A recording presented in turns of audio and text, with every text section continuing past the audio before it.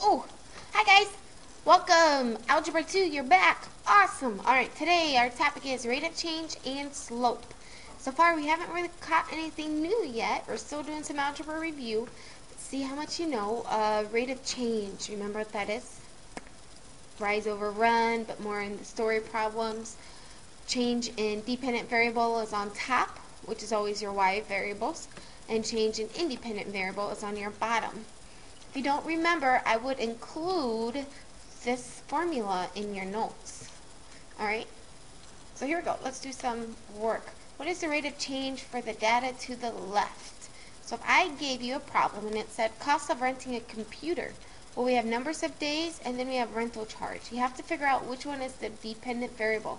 Remember, the dependent variable depends on what the independent variable is. That didn't sound too well. Let's try that again. The dependent variable is always the things that you can't control. Number of days, that's always going to be consistent. 1, 2, 3, 4, 5, 6, 7, 8, 9, 10, yada yada. That's independent. That's continuous. Dependent, that changes. So that would be your rental charge. So if I was to do this, well, what is the rate of change? It'd be 15. How did I get 15? I subtracted two dependent variables. I said 75 minus 60. Does that work for all of them? Well, yeah. Check out the bottom one. What's 20? 120 minus 105. Yep, 15. Alright, so I figured out what my change of dependent was. What is your change of independent? Well, what's 2 minus 1? 1. Alrighty, so we're here and we got $15 over 1 day equals $15 per day. That's what my charge is for renting a computer. So what does the rate of change mean? I just said it. Costs $15 more to rent a computer each day. Oof, that's kind of spendy. You guys are lucky you have your own laptops. You should be lucky if you're looking at my computer. I got old school computer, you guys. Alright. What does rate of change have to do with slope? It's the same thing. Mathematically, if you look at these roller coasters, which one has the steepest roller coaster? And check out the Superman one and the accelerator one. Completely vertical. That means you're going completely straight up in the air. Crazy. I so would love to try, though, that Ghost Rider one. I think I'd have to work my way up to the Six Flags. Okay, sorry, heading back. Going into slope. Imagine a roller coaster moving from left to right. Bam! Well, there's 4 different kinds of slope. Do you guys remember them from algebra? You have your positive, uphill. You have your negative, going downhill.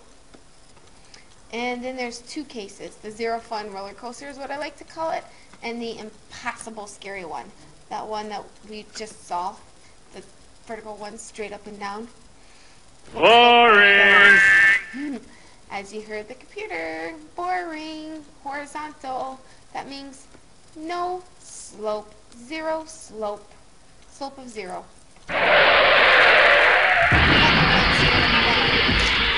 You hear them crashing? That is a undefined slope. How do you calculate the slope? Here's a refresher memory. There's 3 steps. First step, pick 2 points on the line. Second step, calculate rise over run. Third step, determine the sign. Is it positive or is it negative? Alright, so here's an example. Start with 2 points. I wanted to show you, though, that there are multiple points that you could pick as long as they're considered okay. Meaning, notice how they go where the 2 grid lines intersect. The one in the green, that's not okay.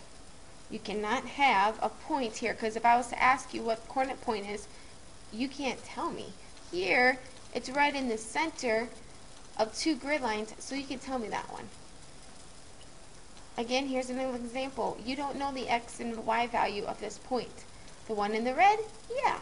The one in the green? No. So that's what I mean by okay and not okay points. So let's do a problem. Oh, not yet. I gotta go over the slope. M represents slope, which is vertical change. So your change in your y's is over your horizontal change, which is your changes in your x. or you could say it is your rise over run. So what sign is it? Look to see if the slope is always increasing, so it's positive. If it's decreasing, it's negative. So let's do an example. 3 steps. If you don't remember, I recommend putting this problem down in your notes. Choose 2 points. We got 2 points. Yep, those are called OK points because they're in the center. I can locate my coordinates. I rise over run, so I'm going to rise up 2, and I'm going to run over 1. I put them together, so you would have 2 over 1. And is it a positive slope or a negative slope? You have to look at it. Yep, it's a positive slope. You're going uphill. Yay. Here's another example. And I have 2 points. Again, I made sure they're OK points. I consider my rise up 1. I ran over 3. So then I put them together and I had 1/3. Now my third step, is it positive or negative? I'm going downhill on that roller coaster. So it is negative 1/3. You guys are probably remembering this. You're saying, Miss Bradford, this is so easy. Give me the assignment. I know, but just in case you want to refresh or continue to watch, take some notes. That's not always a bad idea. It might have been 2 years since you've seen this. All right, slope formula. In your notes, I recommend putting the slope formula down. Also, it would be a really good idea just to put this whole example down that we're going to be doing. All right? So we have slope formula. M represents slope. Y2 minus Y1 over X2 minus X1. So, for example, given 5, -3, and -4, 2, find the slope of the line. Well, of course, you can label them. Labeling is good. So we labeled X1, Y1, X2, Y2. You could have said X2, Y2, X1, Y1, as long as you had X and Y in the same one. I plugged them in. I said this negative, or this 2 minus this 3, so I had 2 minus 3 over -4 minus 5. 2 negatives up top make what? You betcha. A positive. So I have 5 over, well, what's 4? -4 minus 5. -9. So do we have a positive slope or a negative slope? Yep, we had a negative slope. Alright, let's try another one. Just in case you didn't catch on from last time. We have X1, Y1, X2, Y2. With me so far? Just reviewing here. So my change of my y's, this time, let's go Y1 over Y2, just so you can see you're going to get the same answer. -2 minus a -2 all over, this time it's my x's, 0 minus 4. 0 minus 4. Well, what do we have?